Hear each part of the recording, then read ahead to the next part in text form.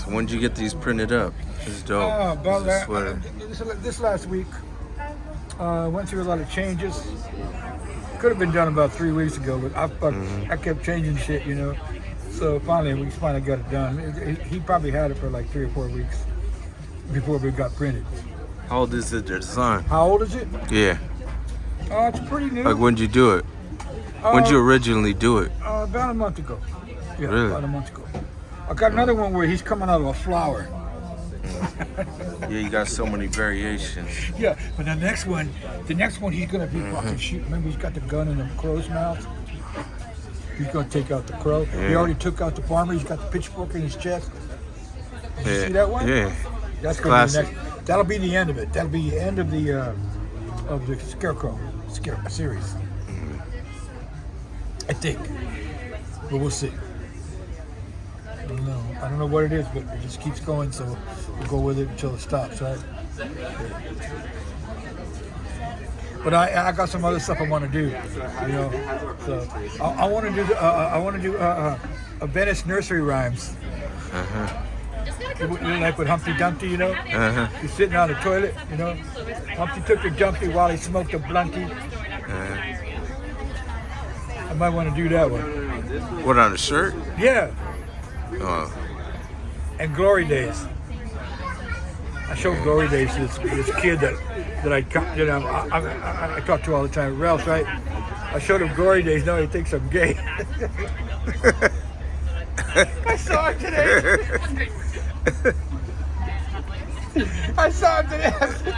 I showed him yesterday, you know. Where's this at? Over at Ralph's, right? Oh, yeah? Yeah, right over here. On Lincoln. Yeah. Yeah. He's cool. He's a good kid, man. We click real good, but It's a little too much for him to too handle. much for him. I showed him the front cover, you know, when they're all lifting weights and all that bullshit, you know. Yeah. And then I opened it up and he said, do the glory hole. That killed him. Now he saw me today, he was kind of looked away. Kind of said hi, but he kind of looked away. A very lukewarm hello, you know what I mean? I don't give a fuck, bro. Yeah. I really don't. You know, if that's what you want to think, whatever. But it's all about art, man. It's about expressing whatever it is. You know what I mean? What comes to you. It comes to you like it comes to you. Then you got to figure out how to make it happen. You know what I mean? You got to know that there's something in there. If you don't, you won't. It'll never become concretized. It'll never become, you know, in life. You know what I mean? If you don't trust it, I don't know where the fucking shit comes from. You know, So- I don't do glory holes. So every thought or idea, do you actually get it out, or is there some stuff you just keep in your head? Most of it I get out Yeah. because I've learned to trust it more. And I know it's talking to me and it's telling me, it's giving me an idea. Okay, now it's your job to put it into reality. That's the way I feel it works. And I don't know where it comes from. It's almost like like they talk about a muse, you know, musical muse, you know, the spirits that kind of inspire you and all that bullshit, right? I don't know about all that, but I know that when it comes to you, you know that there's something in there, but you don't know where it comes from, but you don't really care, because there's no way of knowing. There's no way of knowing that. I don't think you could ever know that. It's like a divine essence. I think so. Yeah. It's coming from somewhere. Who knows, man? But I believe in spirits. I've experienced it. So I'm a believer in something other than what we can see. Oh, definitely. So what'd you experience? My What was your experience. first experience? I was 15 years old in a haunted house. My mother and I and my brothers and sisters, and my mother told me the place was haunted because my mother and my sister are very kind of spiritual like that. They've had experiences like that. Poltergeist. My mom had a fucking flying saucer come over her car and lift her fucking car up. Where was this at? She was up in, I think it was Riverside. She was driving down the road. She said that motherfucker came over her fucking roof, lifted her car up, and she just went unconscious. Really? Yes. And then she said the car was so cold, they put the heater on, you couldn't get it warm inside that fucking car for 3 weeks. It was just ice cold inside. Put the heater on, it wouldn't even heat up the car. Really? It wouldn't even heat up the inside of the car. And I don't believe my mom, man, because she's not like that. You know what I mean? She's an older lady. She's They're not into that kind of shit. She don't lie? She's not into fucking flying saucers. No, but she wouldn't lie? Hell no. Yeah. And she's the one that turned me on to my first poltergeist experience. Because we lived in a haunted house. And she told me this thing walks up and down the hallway at night. And you turn doorknobs and shit like that, right? I said, oh no, I didn't ever believe in that shit. But I stayed up one night, and I stayed up at the edge of the bed, and this motherfucker, I heard him walking up and down the hallway, and then I saw my doorknob start turning and shit. You know, really? The door locked. Oh yeah. Come to find out, this guy had hung himself in the garage. We found that out later. And then 10 years after we left there, 10 years later, the new neighbors, the new renters, they had the same experience. He was throwing their keys all around the house. He was a very aggressive kind of spirit. Wow. Yes, man. Because it would blow in my mind, but not in a negative way or a scary way. I was just so fucking blown away in a really positive way. Check this out. So then this guy came out for a ride. He needed a ride about a quarter mile up the road, right? Winding road. It's up in the hills. As soon as he come up, this thing disappeared. I said, dude, you wouldn't believe what I saw out here. He goes, oh, you're fucking crazy, man. I said, really? Well, it's going to follow me to your house. We go up the road. I take him up to his fucking house, right?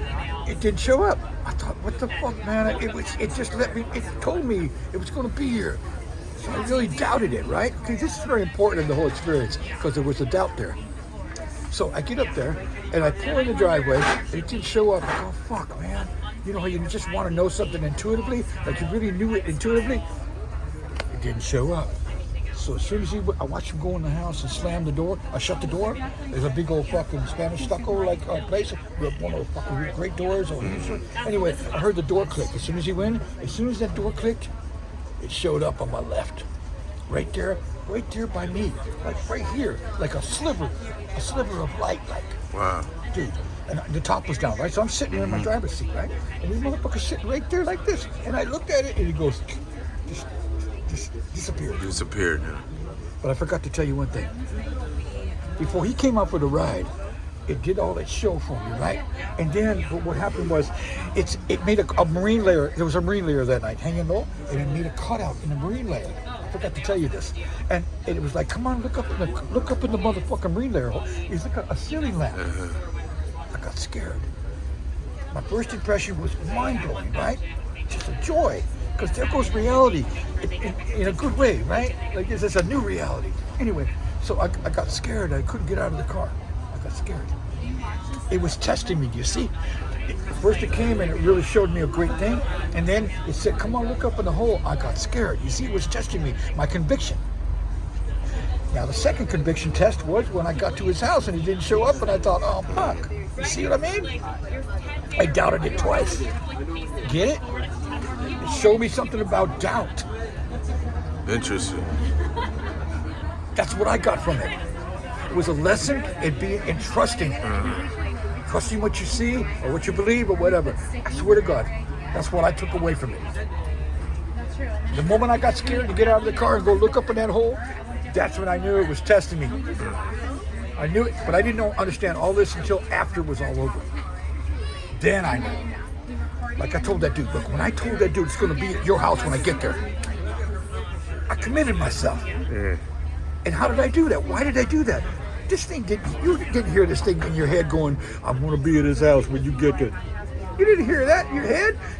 It goes deeper than that. This thing was communicating in the deepest level possible, bro, and it's beyond the mind. It goes somewhere deeper into your psyche. I don't know where, but it's not like your voices, nothing like that. But it tells you things without you hearing it.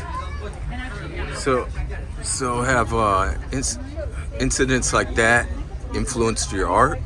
Would you say or not? I think so. I In think what what way? it's done is it made me believe in it. Believe in what? And whatever it is.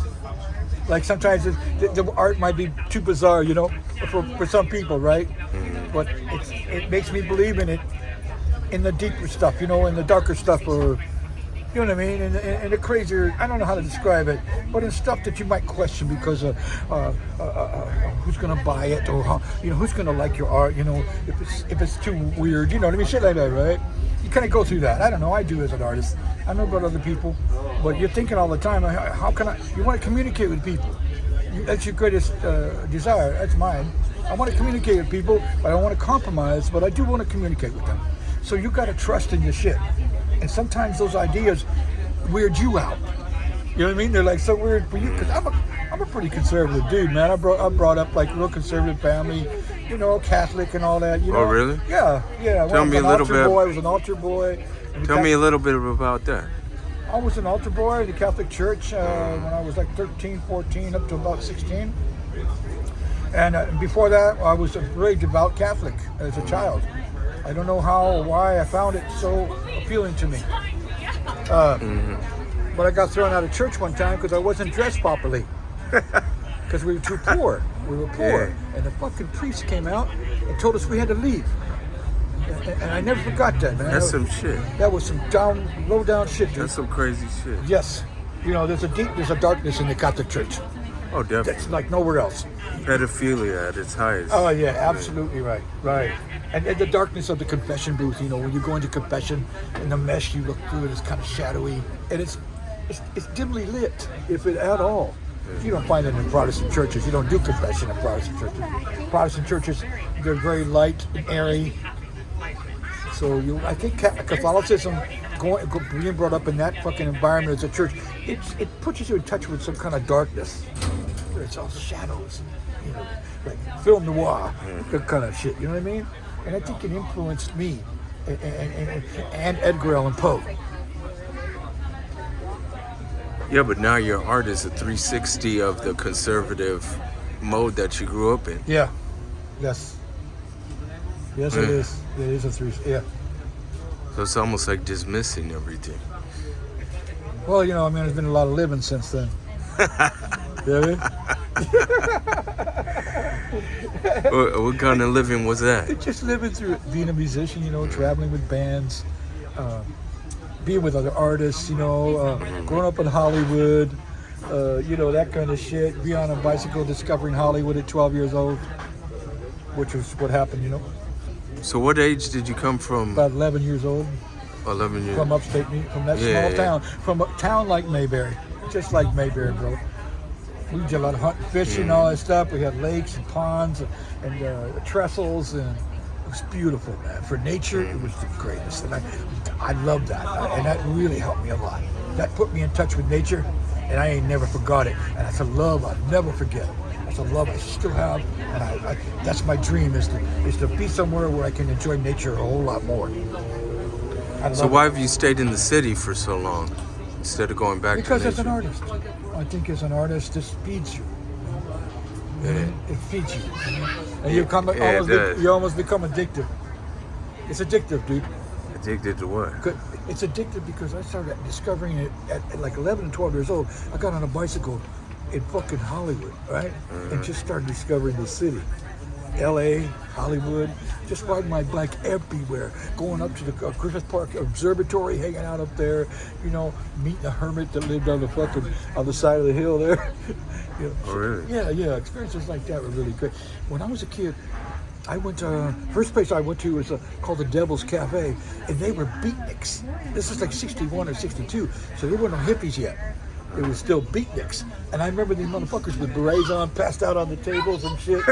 They called the Devil's Cafe in Hollywood. And I rolled up there on my Schwinn, you know, like 11, 12. And I loved it, you know, I fell in love with that. At first I was in quite a bit of shock, you know, from the things I was seeing, you know what I mean? But then as I acclimated, I started realizing, I started getting addicted in a way to it, to the twistedness and all that, you know what I mean? Like I got picked up by a dude one time hitchhiking. And the dude says he was a masseur for the Dodgers. A masseuse or something for the Dodgers, right? And he tells me, we're going along the freeway, right? And he says, look, I'm not gay, but could I hold it? Whoa. He wanted to hold it. I'm not gay. What a sick fuck. There was a lot of that going on those days. You could hitchhike everywhere, right? Yeah. People pick you up. But a lot of times there'd be some crazy dudes. Now here's the best one. My buddy got picked up by a hillbilly in a pickup truck, and he was in Downey, as a matter of fact. And he said, he going along down the road, and the fucking hillbilly looked over at him and said, hell, you ain't got no hair on them arms, do you? Now check this out. Then about not even a minute later, he says, "You ever had that old thing blowed?" Wow.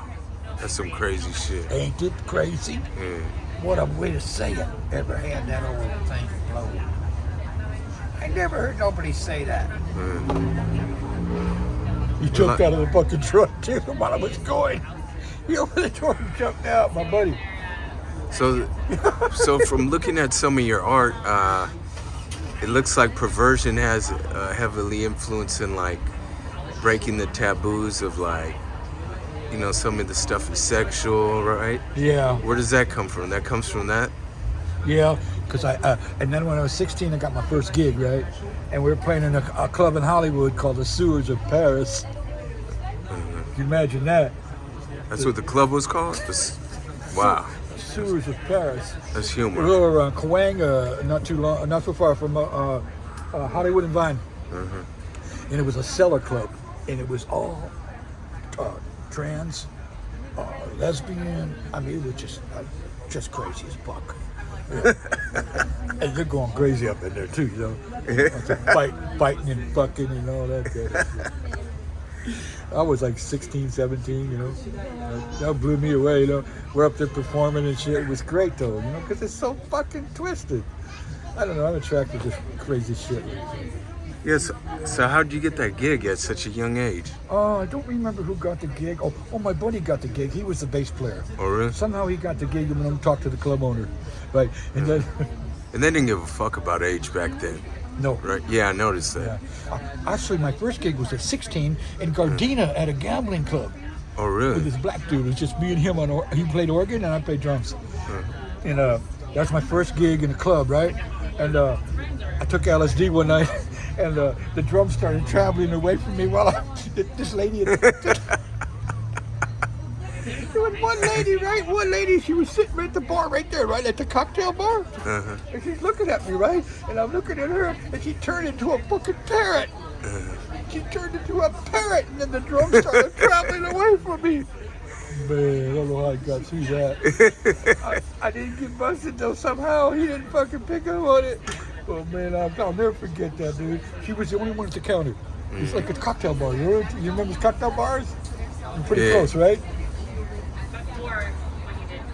So what type of music were you first doing? Oh, blues. What was in back then? He was doing like blues. Like Jimmy Smith was a famous keyboard organ player that played.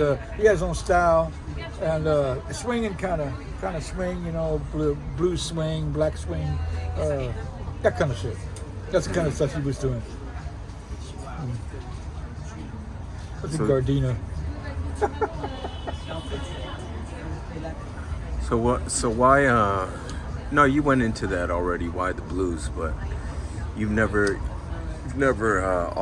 altered your playing in any other medium, like? Yeah, I play it all. I like it all. Oh, really? Yeah, I was a drummer, man. I wasn't a guitar player then.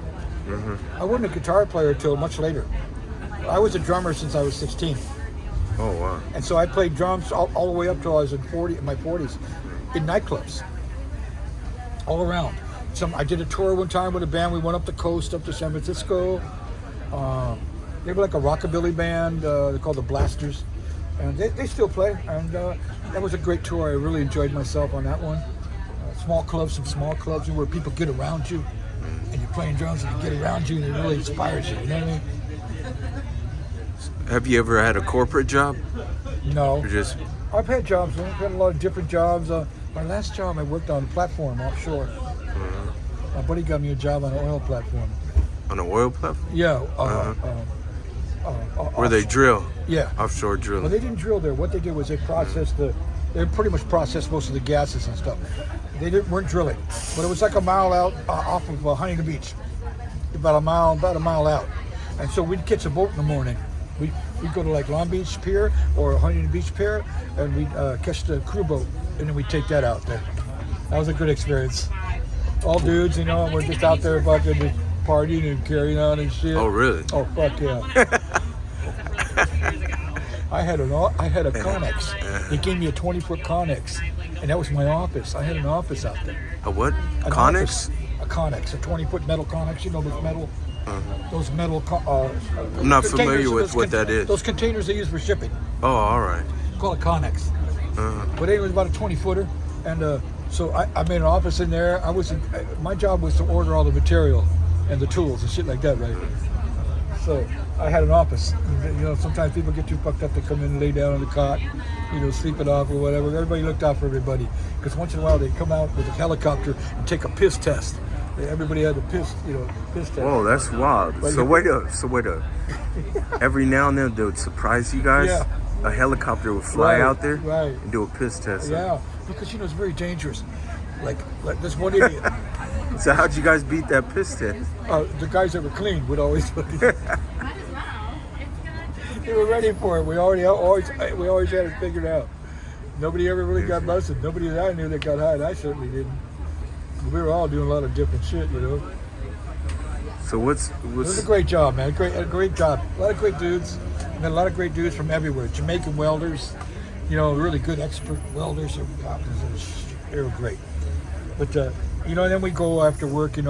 We hang around and go to the bars around that area. Like sometimes we go to San Pedro, or I can't remember, Lawndale. I think was another place we used to go. To a couple bars there where we cash our checks, and everybody just hang out, in a shooting pool and all that kind of shit.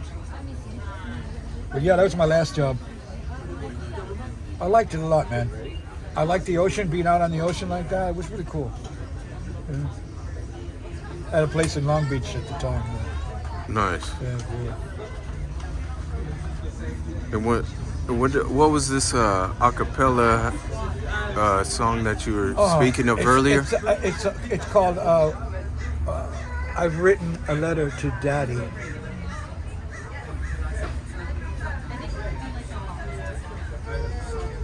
But I'm not going to do it right now. Oh, I thought you were going to do it.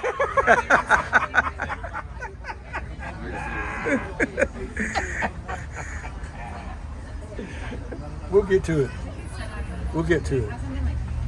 Now, this sounds interesting. That's what I want to hear. Oh, man. The movie is interesting, dude. You got to check it out. What do you mean, the movie? It comes from a movie with Betty Davis and Joan Crawford. Oh, so it's not your own material. No. You're just doing it out. Yeah. Oh, all right. It's a sick movie, man. Betty Davis is like a child star, and that was her hit record, right?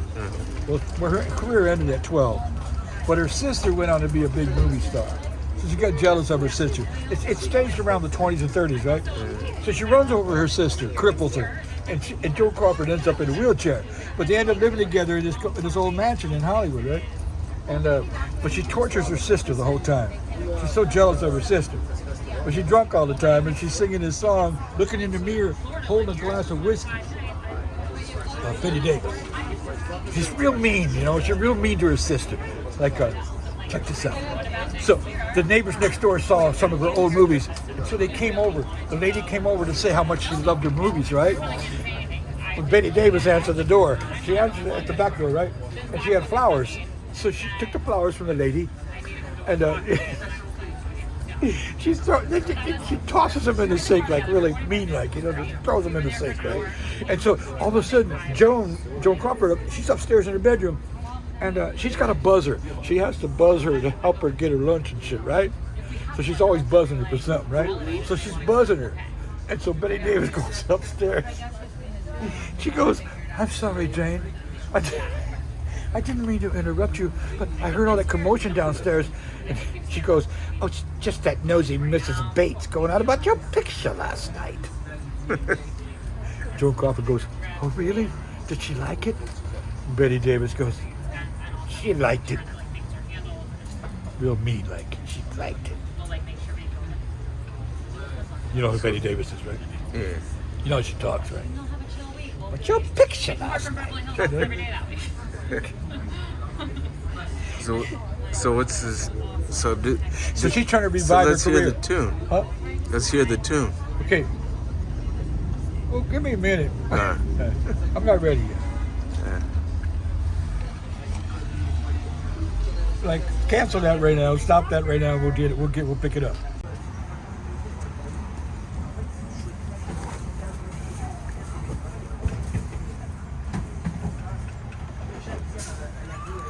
That's sick.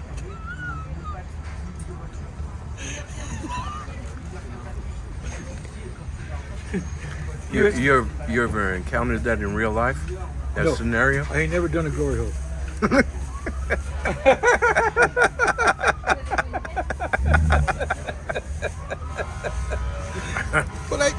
But I've seen all this shit, especially in that gay club. When I was working in that gay club in Hollywood, you saw this shit going down all the time, man. Inside, outside. Like these fucking bull dyke fucking lesbians. Punching bitches out and shit. What'd you punching say? dudes out like the bull dykes. We used to call them bull dykes. Bull dykes? Yeah. Humor. Now I think they just call them butches now. Right. Bull dykes? It's like That's bull humor. You see him punching out some dude and shit. That's hilarious. Those are crazy times. Pretty wide open back then, you know.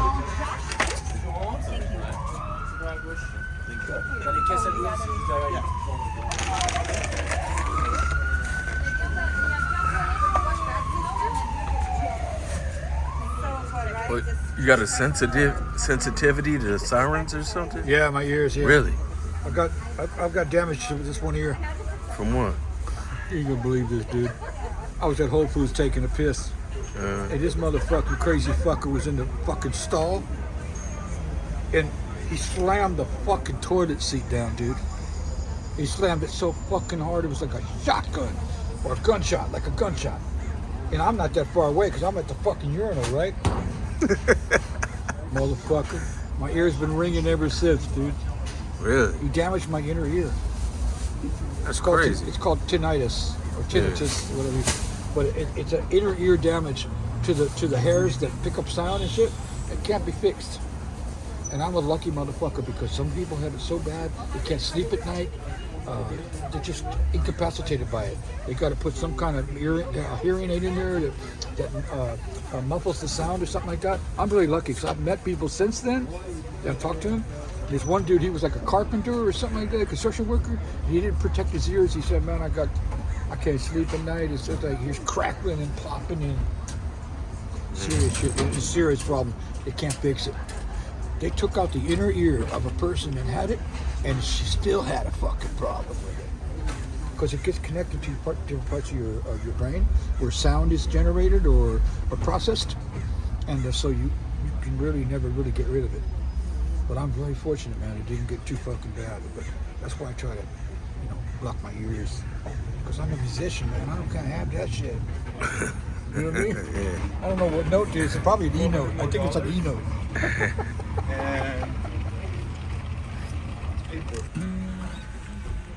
It's a song from the 20s, maybe 25, 26.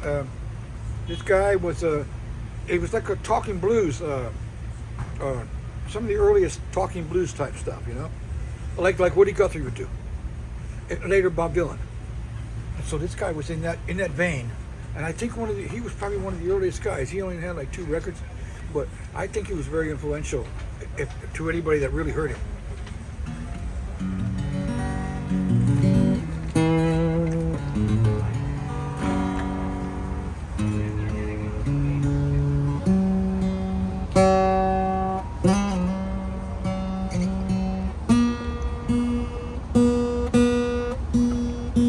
These are new strings, so they got a tune.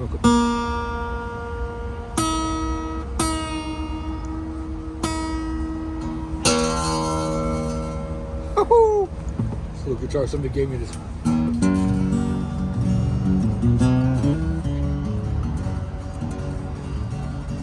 I went hunting the other night.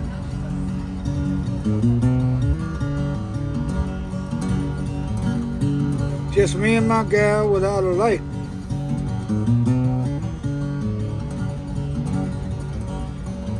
The moon was put in there, was so free.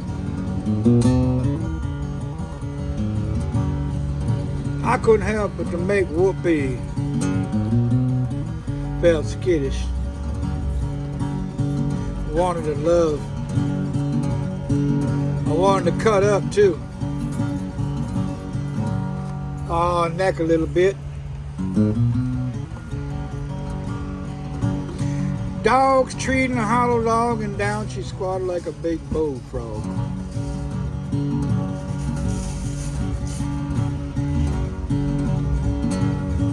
She was running her log, and I came to a bog, and to get across, she had to walk a log. Oh, I fucked it up. I'm sorry. I fucked the whole thing. I forgot the verse. All right. Should improvise. Yeah. Off there. I was walking ahead, and I heard a snap. There she lay in a big steel trap. She yelled out and said, "I'm through." And then she started to twist and screw. Twist. Boy, you ought to seen that gal a snatching and a grabbing.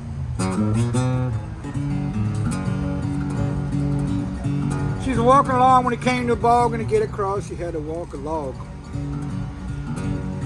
She was halfway over and 1 foot slipping down in the mud, clean up to her hips she fell. She had to be cleaned.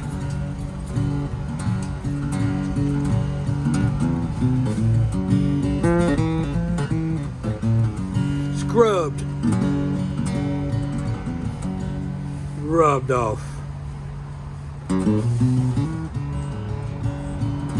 Silence broke to still the night.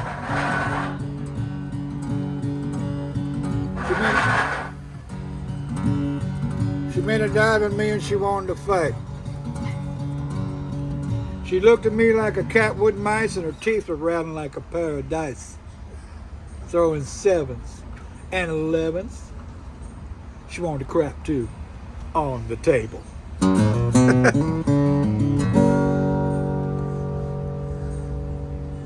There you go.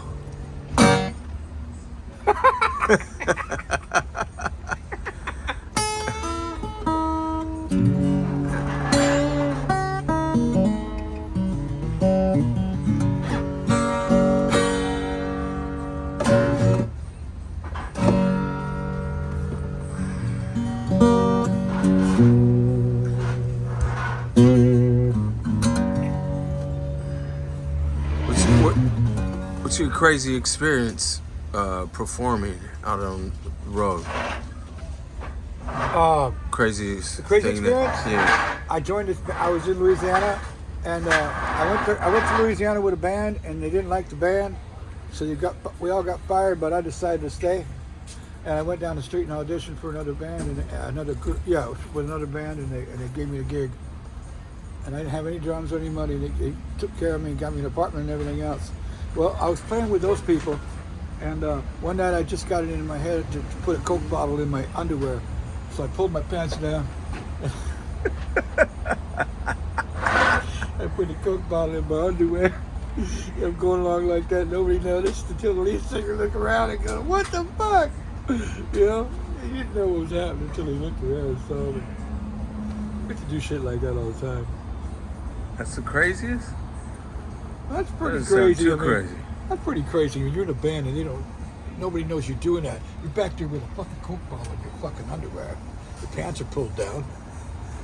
You know, nobody sees, nobody up front knows what you're doing, you know, until they look back and discover it. Oh, you guys were live on stage? Yeah. Oh, shit. When I auditioned for the band, I was going around on my bicycle with a 45 record with a hole in it, you know, 45s. Yeah. I stuck my dick there.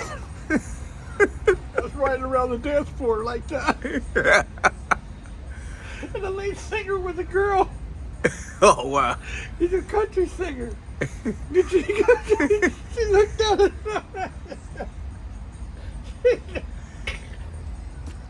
that was a good one. Did they fire you? No. Damn. Yeah, they liked me, man. They liked that shit. Oh, shit. Like what they saw, huh? I think they enjoyed the humor. Just the humor. Yeah. You know, it's just humor, dude. Yeah. Nothing serious. Yeah, life's a little too serious these current times. Everyone Oh, man. gets offended. Yeah. Oh, yeah. What do you think of that? What do you think of censorship? Oh, I don't like censorship, man. Who does? Yeah, who can like it? Well, some people like it, I guess, you know. They feel Yeah, these safe. pricks that have a stick up their ass. Yeah. Yeah, I guess so, you know, yeah. I don't know, I've always been kind of unpredictable. I've always been like that, you know, because I've always loved humor. That's where it's all come from, you know. Come on. I'm not trying to make any great statement, you know. I'm trying to survive. And humor helps me. Humor is my outlet. Wow. I think it is, yeah. I think it's become that for me, yeah. No, for lots of people it is. Yeah. I mean, it's a great Yeah, release. it's a therapy. Yes, it's a therapy. Yeah, it really is. And it's definitely part of my life. A big part of my life in the art. You know, I think it is. You know, it's not a conscious effort though. I don't think about it. You know what I mean? I don't even think about it. It just happens like that. You know, it's like, because I'm trying to escape from escape all the time. I think, you know. Escape from what? Well, the reality. Why? Because it sucks. I mean, it just bores me. Reality bores me, dude. What I see around me. Okay, I've been sitting here for like a couple hours. I was here about an hour before you got here. I was getting dosed hard. No interesting conversations around this way, huh?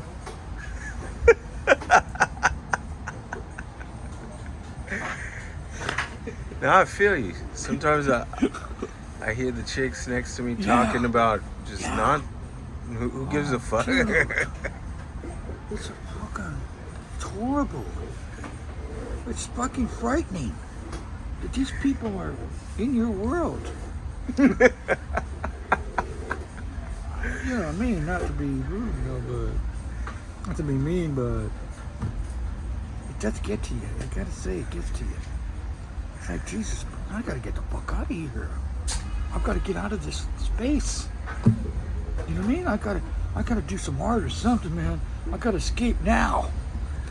So would you say some of your art is like an adverse, almost like a defensive reaction to society, or is it a take on society? Because some of it kind of critiques society. Some of it. Yes, it does. Yeah. Yeah, and I don't really intend to do that when I do it, but I look at it afterwards and realize that it's a critique. Yeah, it's a sarcasm. Yeah, I realize that afterwards, but I don't do it intentionally. Interesting. Yeah, because I think if I just comes about naturally. Yeah, I think so. Because I think if I did it intentionally, I would ruin it. I think it would spoil it. You know what I mean? Because you could tend to become hard with that shit. You know, you don't want to react like with anger to that kind of shit. Like you're talking about listening to some of those conversations. You know what I mean? Because it can get to you, man. You want to sledgehammer them motherfuckers. You know what I mean? You really, you gotta find another way to deal with it, right? Yeah, so it comes out through the art. Got to. You're lucky enough to have a portal to get the fuck out. Come on, you know what I'm talking about. You just said it. Hey, that's an interesting description, though, you use, because it's almost like the portal releases you out of this madness, the everyday madness. Yes. So having the portal there is the key, to any person's sanity. Okay, right? They're not seeing it. They're the creators of that fucking madness. You know what I mean? they don't know that they're doing that. They don't have a clue, bro. Yeah. And you know that when you listen to them. They're out of it. It's like, really, it's like, I don't know how to explain it. It's like, where's it? It's so shallow, I guess, or empty. It's empty and it has all the cliches, like when the girls go, yeah. They always go, yeah. You hear that kind of shit, you know what I mean? Like, ooh, ooh. You know what I mean? It's like a Nazi, yeah. You hear that a lot, but they all do it. They all got the same kind of gestures, and they're clones of each other. These people are cloning each other, and been doing it. And it's palpable because when you're around it, and there's a lot of them,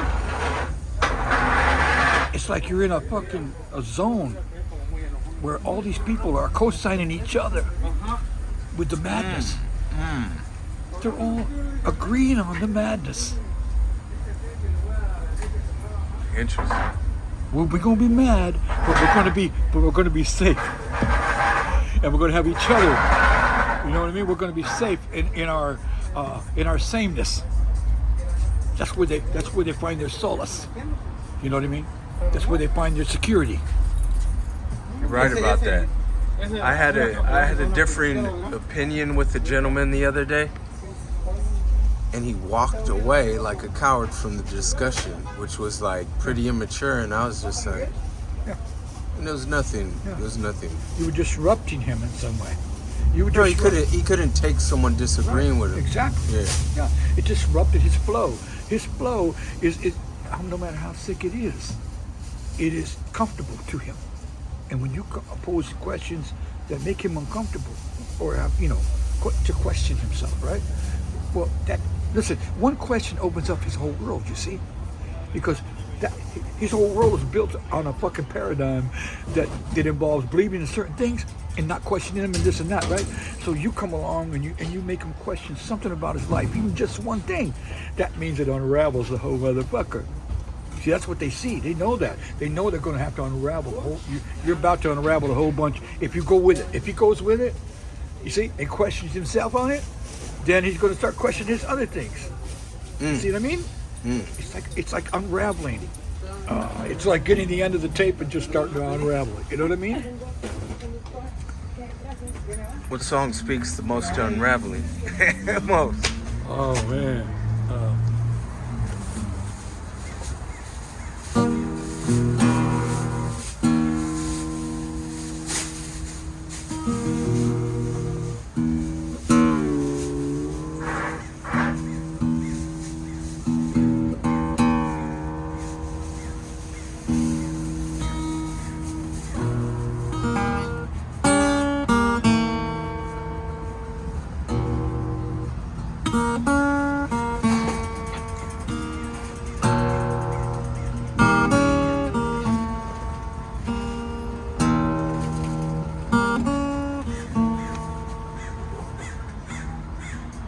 I know this place. I've been here before. I had another face. Came through another door.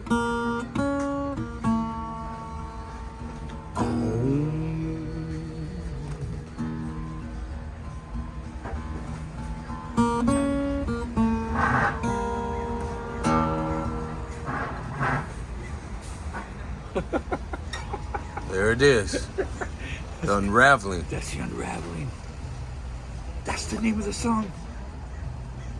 That's the name of the song. I didn't even have a name for it. You just named it. Oh, that was your original stuff? Yeah. Oh, So now we got a name for it. nice. The unraveling. I like that. Look how that happened. Yeah. Fuck yes. Naturally. Symbiotic. That's beautiful. I've been doing that for a little while, and I haven't had a title. Unraveling. Yeah. Because when you start doing that, you're naked. That's what the fear is, to be naked. To be yourself amongst people that aren't being themselves. What do you mean, as an artist? That's person. artists. That's their fear, to be naked. Their fear is to be real, to be who they really are. So they cover it up by being like each other. They follow the herd. It's the herd mentality, and it's safe and it's comfortable, but it's death to the soul. They don't know that. They don't know what they've traded for that to. They don't know because they don't know about soul. They don't know. They don't believe in a soul. They don't believe in nothing like that. A lot of these people. So they selling this thing that's of greatest value for nothing, just to be safe with other motherfuckers, just to feel comfortable. Like nobody's looking at me like I'm not going to stand out. You know what I mean? I don't want to. Yeah, I don't want to rock the boat. I don't want to rock the boat. What the hell, dog? Don't you see? That's what I think. So and you can see it all the time. That's the cost of being yourself. You're going to get rejected by a lot of people. That's the fight. That's the battle. That's right. If you can't handle that, then jump in the herd and stay there. Right? Well said. Shit. That's real. That's as real as it gets. I think so.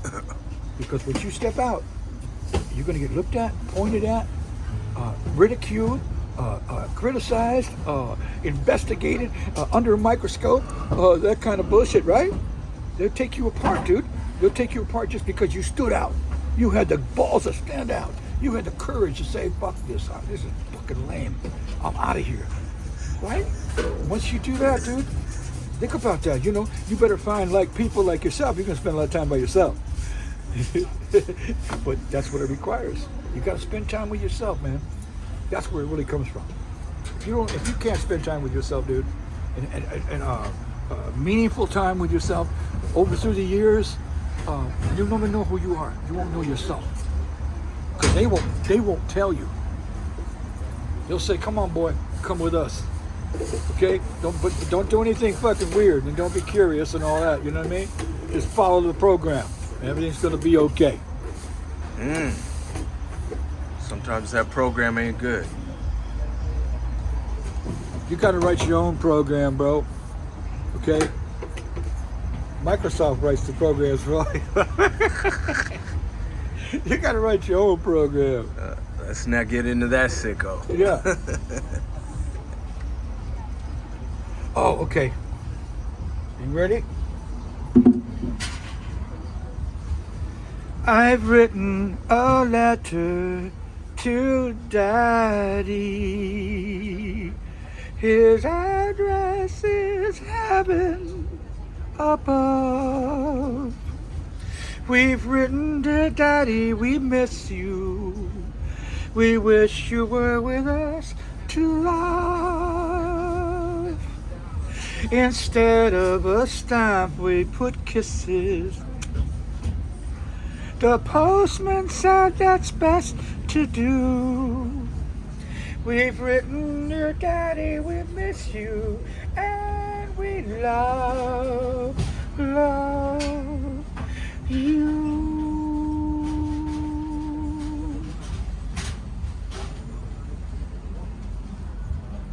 What's her name in that movie? Betty Davis from Whatever Happened to Baby Jane.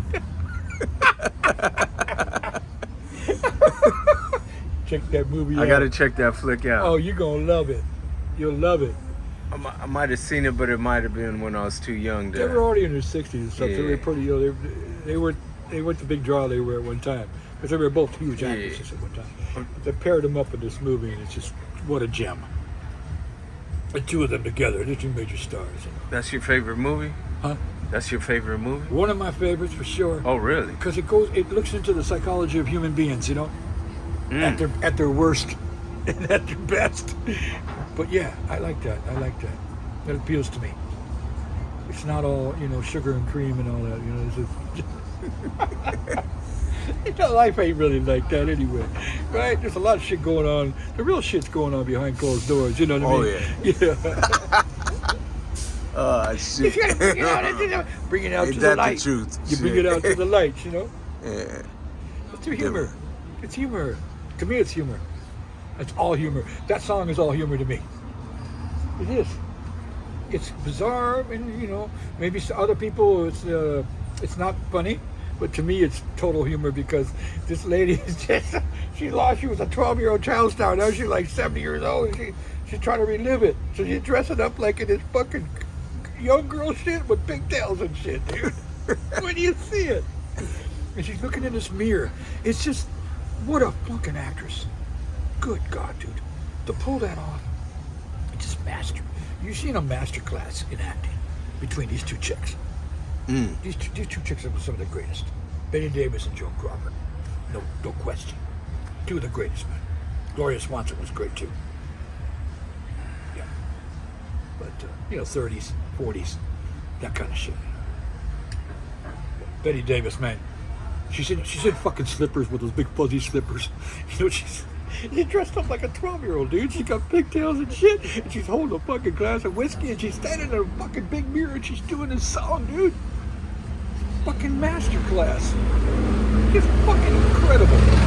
You're talking to one of the greatest actors that ever lived, that ever graced the stage. Betty Davis. Just that nosy Mrs. Bates going about your picture last night. What a bitch. She's such a bitch. She plays the greatest bitch. Like this. Oh, really? Did she like it? And then she mocks her. Joan Crawford goes, she's in a wheelchair, by the way. She's going, oh, really? Did she like it? And Betty Davis goes, oh, really? Did she like it? She liked it. She mocks her first. Feeds her a rat for lunch. You gotta see that movie, dude. You gotta see that movie. You're two of the greatest actors ever graced the stage, dude. What you got in there right there? Is that vodka in there? Or just Look juice? like vodka. Looks like straight juice. Yeah. Straight juice and vodka.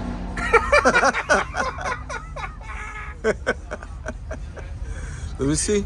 Let me get a whiff of that. You take a hit of it. Take a swallow, man. Oh shit! It is vodka. Hit it. Nah. Salute. I knew something was suspect the way you were sipping on that. I had you wondering, though. I had you wondering. Nah, because I knew. You didn't know for sure. You suspected. The way you sipped on it, then came back to it. Yeah, that's it. Because I used to be a heavy drinker, so I know that. Oh, I thought you were a detective. Far from that. Who loves you now? I love you, man. Detective Gomer Pyle.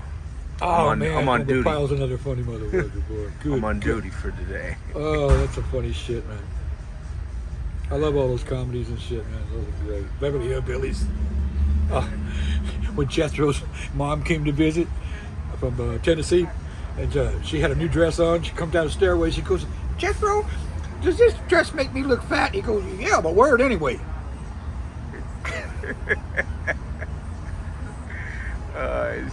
Beverly Hillbillies is the greatest shit. Addams Family.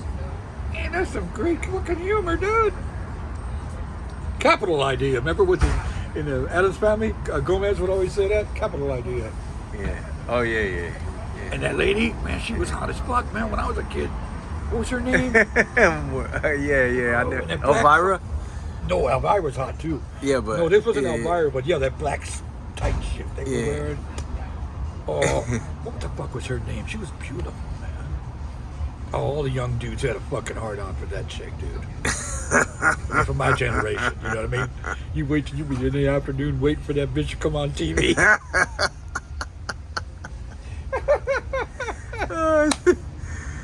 What the fuck was her name? Yvonne? No, that wasn't her. That was the Monsters. Yvonne DiCarlo. She was another one. Yvonne DiCarlo. Remember the wife of Herman Munster? I think she was kind of hot in her way too, but definitely Addams Family. The Addams Family lady. Yeah. That Gomez too was funny. Her husband. So did you have brothers and sisters? Yeah. You still in contact with I've them? got a brother. Yes, I have a brother and two sisters. I'm more in contact with my younger sister right now. My older sister, I don't know, man. She's kind of having a lot of problems with her sons. They've had a lot of history of discord between each other. So she's kind of enveloped in that, and it overtakes her. So it's like she doesn't want to talk to anybody. I try to contact her all the time, and she won't contact me back. So I just let her go, let it go. But it hurts me because she was my favorite. I think my favorite sister for sure. Yeah, Denise. Her name's Denise. They live in L.A.? She lives up in the desert, high desert. My other sister lives in Orange County. My brother lives in high desert as well. We just moved up there. But and my brother, yeah. So, but I'm more in contact with my younger sister. Mm-hmm. Yeah. I really miss my older sister though. We were pretty tight when we were younger.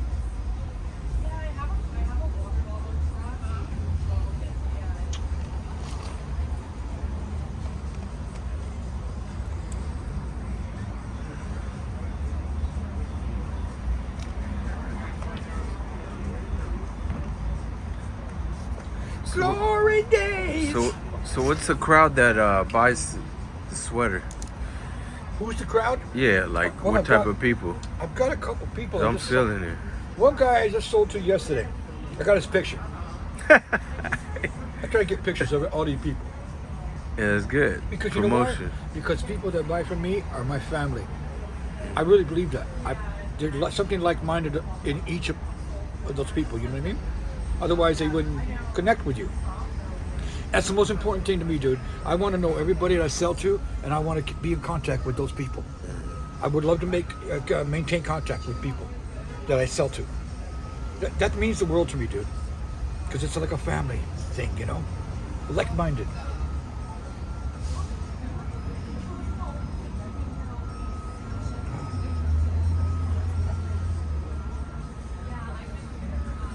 Here's one guy. This guy works right down the street. He works at Aviation Nation, this young dude. His name's Joe. He works at Aviation Nation. He just bought this last night. He came to the trailer. That's dope. Can you see it? That's dope. Yeah, he's holding it. That's a hoodie. Hey, so No, that's a shirt. hold up the sweater real quick so people can see it.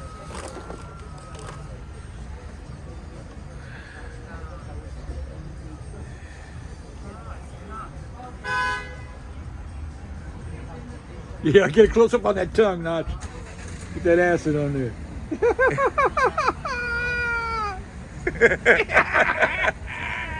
Hey, look at that. So where did this idea come from on this one? Gee, I don't know. I don't know where any of them come from, to be honest with you, dude. It's like this, maybe. And later on you analyze it, but that's all you can really do is later on, right? And you start looking at it and you think, okay, well, so what's this about? Once you see it, right, it's like, okay, this guy's been hanging on a fucking, like a tree or a post all his fucking adult life, you know? And he's trying to guard crows, right? He's trying to scare the crows, but they're not scared of him no more. They might have been scared of him at first, but they're not scared anymore. So it's like, fuck you, you know? We'll eat them as much fucking corn as we want to. Okay, so he's worthless. His position in life is worthless. You see, he can't do the job he was assigned to do. This is a later analysis now. You got to understand. It has nothing to do with the idea that came, but it was already in there. You see, once you realize that you looked at that image and you thought these things at one point, I think that's what happened. And then later on, it becomes a shirt or whatever, right? It becomes a concrete, concretizing. And so, but I think when you originally look at these things, like when you watch a Wizard of Oz or something, and you see this character and you think about, well, what's his job? And was he able to do his job, or did they just mock him? They're mocking him. The crows are saying, fuck you, we're not scared of you no more. So they're just eating all the food. What the fuck can he do? He's strung up, he can't move, bro. And when he finally gets a chance to move, he's going off to Oz, right? But before he goes to Oz, he's going to get some fucking revenge. He's going to get some get back. Right? That's putting a human heart into him, That's how a human being would be, right? That's how you and I might feel if we were him. I want some get back, you know what I mean? I'm pissed. And so who you pissed at? Well, the farmer probably didn't treat you real good either. So let's take him out and take the crows out too, because we hate them motherfuckers. You shove some corn down their throat and really just, go off, It's like it becomes the goodbye to Yellow Brick Road. This is like goodbye. Look at the farmer to his face. Yeah, that's what I mean. He's like, what the fuck are you doing? Like this. That's the man. The scarecrow. That's the man. That's the overlord, huh? Exactly, the overlord. Fuck the man. That's what he's saying. Fuck him and the crows. So the other one where he's killing the crow, shoving his corn down his fucking throat, which is really better. Let's see that one. We could compare them real quick. See, this is like really went off. You see, now he's really going off. He's like, fuck it, I'm taking them all out. Well, here's the one with the corn going down his throat. See, What do you think? Do you want to this one?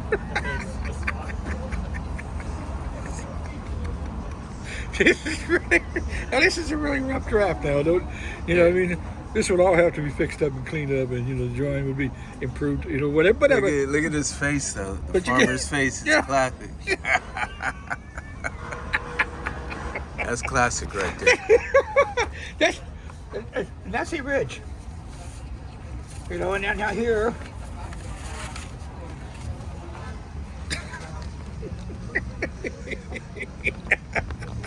But wait, that's not the best one. The best one's when he's got the pitchfork in his fucking. Yeah, this is my favorite. I think this is my favorite.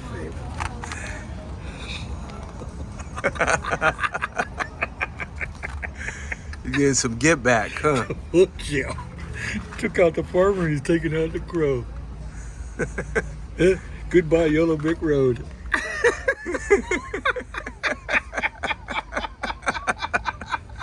That's brilliant. That's brilliant. I'm thinking that might be the title.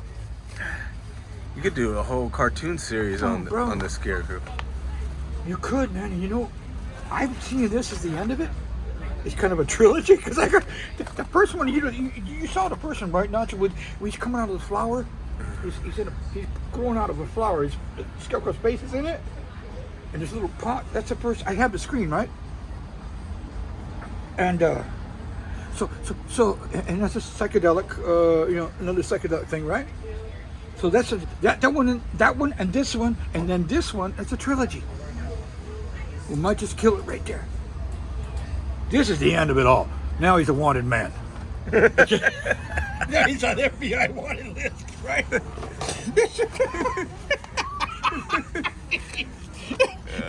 He wigged, man. He wigged. Right? It's deep. It is. It's deep. It's deep, but it's stupid. You know what I mean? Yeah. It's like not too deep. This is the problem with that. The humor is what kind of flips it.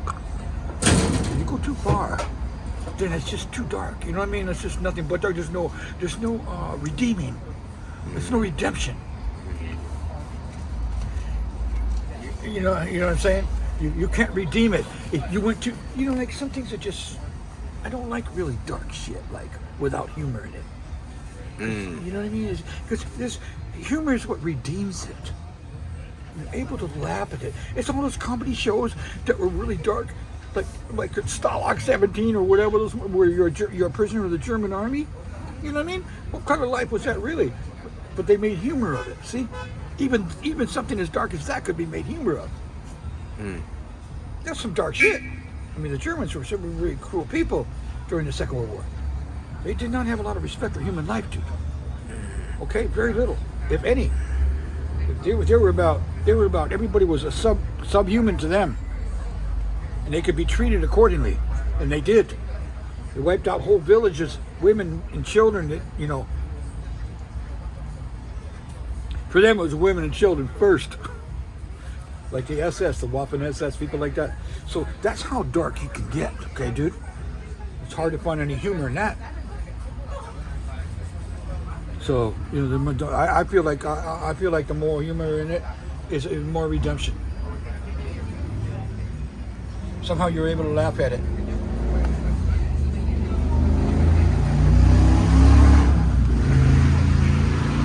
So that's a trilogy, I believe. I like it.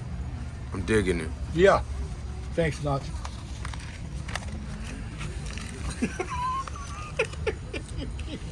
You keep going to that face. He's speaking to you. He's speaking to you in his madness. Maybe I see a little me in him. And me too. Me too. That's a good point. That's a damn good point.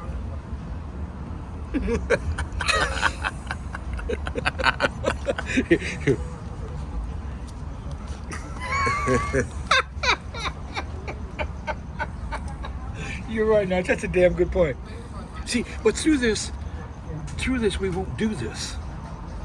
If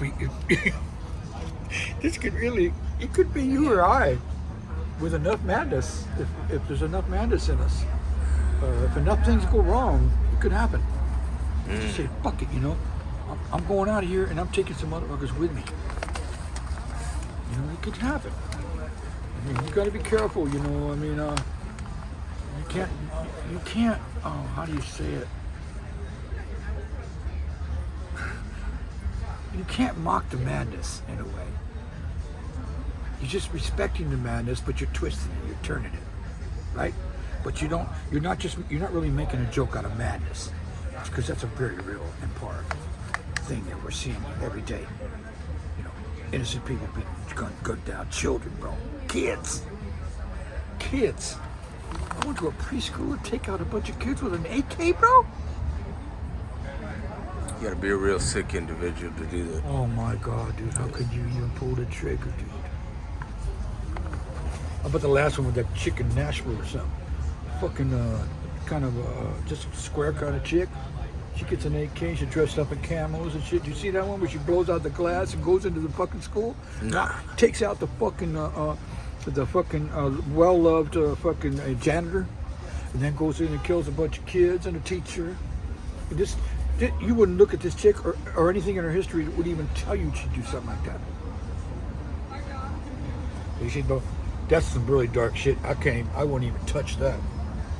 Okay, I don't think I wouldn't even. I couldn't think of how you could make that funny. Could you? Can you not? How could you make that funny? You gotta, you know, I respect that kind of madness. It's so deep. I don't know, man. I mean, maybe I'm a lightweight for doing what I do. I'm just teasing it, basically. You know what I mean? I'm like toying with madness to some degree, but I am. My buddy told me, he's a schizophrenic, right? He said, David, I know you're crazy as I am, but you know how to control it. That's what he told me. This is a guy that's been in and out of mental hospital since we were kids, because we were musicians together. He told me that, you know, dude, I didn't like that. I didn't like what he said when he said that. Because I don't believe that. I don't believe that I'm a madman. I'm too in control. I ain't never lost it like that, dude. And I never will. I'm too strong. I mean that. Because I've been given a good foundation in God, and faith in God, belief in God. And I've been that way since I was a kid. And that's what's kept me strong, dude. So he was just trying to make me feel weak, you see, bro. He was jealous because I wasn't insane. I don't know why, but that's the way the dude twisted everything. We eventually fell out, right? This motherfucker, last time I saw him, he went to where I was living. Check this out. He told the landlord that I was selling drugs out of the fucking house that I was living in. This is supposed to be my friend. I've known this guy since I was 16 years old, dude. Okay? This was a friend that did that to me. This is the same guy. This is the same guy that said, I know you're crazy, but you know how to control it. Now, why would you say that to somebody? Because he's jealous that you're not crazy. You know what I mean? Yeah. I ain't crazy, bro. Nah. Never been crazy. Nah, I don't just think like so. crazy humor. I don't think so. So what's next on the edition of the Hallmark? I mean the Hallmark cards. You got it right. Hallmark. From Hallmark to Hellmark. Just like that. No. You made me think about it, and what I'm thinking about doing is getting some more speakers. I get them from China. You can only get them from China for some reason, I think. I've looked around, but you might be able to get them in the States somewhere, but I don't know. So far, it's like eBay. You go on eBay and you get them like $2, $3, $4 a piece, right? And they're like 30 seconds, 60 second. All you need is like a 30 second or something like that. And you remember I made that card, right, with the speaker in it, Notch? I don't know if you saw it, but I figured out how to make them. You got to get some foam about this thick. Cut a hole in it so you put the speaker in it, because the speaker's got to have a little room to resonate. And I figured it out. So, and I put that in the cards. Then I put the picture on top of that. And you know, you cover up the speaker and the board that's embedded in the foam, because you cut it out to fit in it. And then you take the picture and you put that on top of that. Okay, so Burgers the best. yeah, Best burgers ever. yeah, no shit. So, yeah. But the speakers are they're a little bit sensitive. They're a little bit, it's made in China. It's a little bit weak on the connections, so sometimes that one wire will come off. But if you can solder, it's not a problem. So my buddy said he'd solder them for me. He's got all the shit, right? So we can just get some new ones and then solder them, put the solder on top of the old the connections before they break. Bro, that's some funny ass shit because you could put all kinds of shit on the goddamn thing.